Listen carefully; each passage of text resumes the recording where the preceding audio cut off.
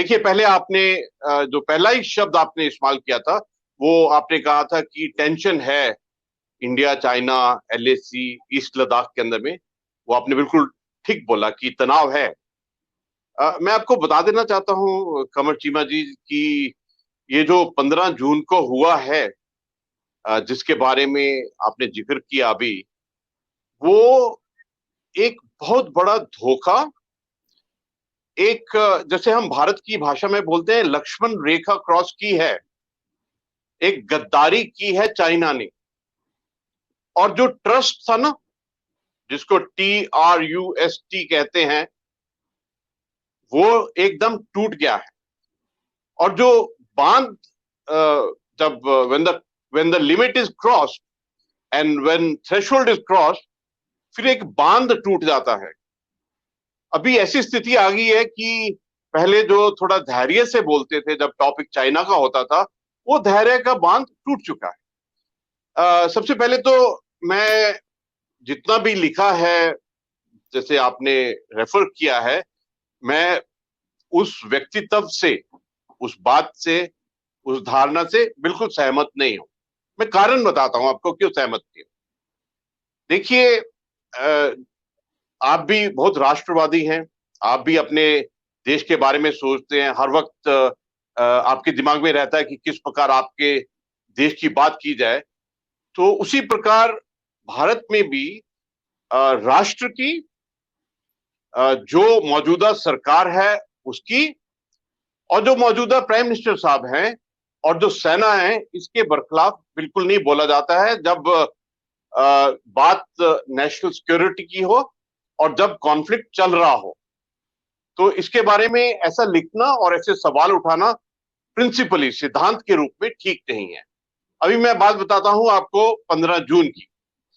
देखिए, ये जो चाइना की PLA ने हरकत की है, ये तो प्रोफेशनल सोल्जर नहीं करते हैं।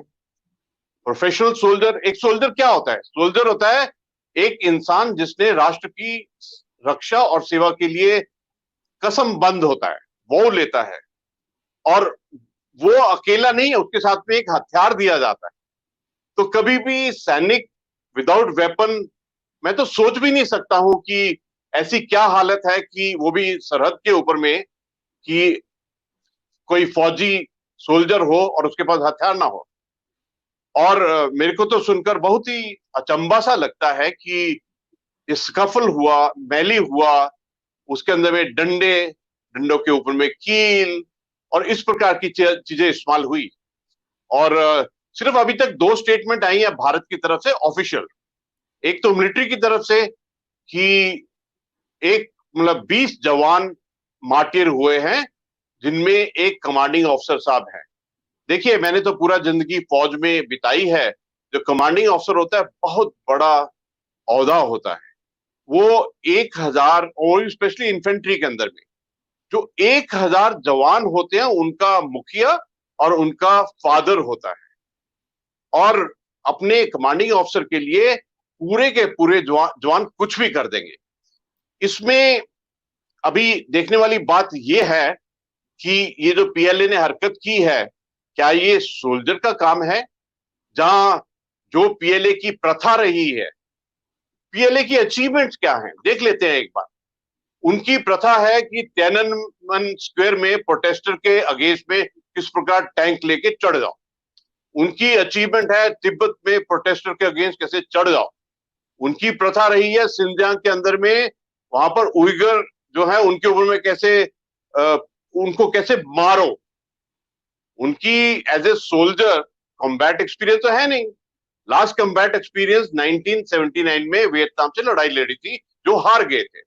और उसके बाद में मैं आपको एक बड़ा मजेदार चीज सी बताता हूँ। बात है जुलाई 2015 की। जो चाइना का UN पीस कीपिंग मिशन के ट्रूप्स थे साउथ सुदान जूबा के अंदर में, वहां पर चीन की सेना की एक टुकड़ी थी। तो एक दिन जुलाई के महीने में 2015 में रेबल्स ने अटैक कर दिया। एड वर्कर्स की प्रोटेक्शन कर रहे थे चाइनीज वाले। अटैक के बाद में ये सब वहां से भाग गए, हथियार छोड़ के भाग गए। और 4 दिन तक वहां फायरिंग चलती रही, 2 चाइनीज के सोल्जर मर गए। उसके बाद में जो इंडियन बटालियन थी 7 कमांड रेजिमेंट, वो वहां गई और उन्होंने चाइना वालों को बचाया। ये बचाने का और ये ट्रस्ट का। और देखिए 1975 वाज द लास्ट टाइम जब एक तुलंगला जगह है वेस्ट कामेंग में, अरुणाचल प्रदेश में, जहां पर हमारे पेट्रोल को अम्बुश किया था चाइनीज ने, और 4 असम राइफल के जवान मार्टिर हुए थे। 45 ईयर्स के बाद में ये एलएसी के ऊपर में हमारे ट्रूप्स की शहीदी हुई है। और मेरे को तो इसका कोई वो नहीं है रेफरेंस की पीएलए के कितने मरे हैं, क्योंकि 1967 में नथुला ने चाइना के जो झड़प हुई थी चाइना और भारत की, नथुला और चोला के अंदर में, उसमें ऑफिशियली चाइना ने बोला था 68 मरे हैं, बट एक्चुअली मरे 400 थे। अभी अगर आप देखें तो अमेरिका के न्यूज़पेपर ने बोला है 35, ब्रिटिश के एक्सप्रेस ने बोला है 30, मीडिया बोल रहा है 43। शुरू शुरू के अंदर में एक वॉन्ग वेनवेन है जिन्होंने अपने ट्विटर के ऊपर में जो ग्लोबल टाइम्स के, उन्होंने लिखा कि 5 पीएलए किल्ड एंड 11 इंजर्ड। और चाइना की तो ये आदत है झूठ बोलने की। चाइना का तो जो सबसे बड़ा प्रोग्रेस किया है वो तो psychological war, propaganda, media war में किया है। तो उनकी कोई बात का यकीन नहीं करता है। और आप भी तो शामिल हैं पूरे विश्व के अंदर में, वर्ल्ड के अंदर में। जब से कोरोना शुरू हुआ है दिसंबर 2019 में, तब से चाइना ने झूठ ही बोला है, चाहे वो नंबर हो, चाहे वो human to human transmission of COVID है, उनकी तो कोई विश्वास ही नहीं करेगा। और बहुत हैरानगी होती है कि कोई देश अपने उनके अगर जवान मरे हैं तो वो ओन अप नहीं करें, समझ में नहीं आता है।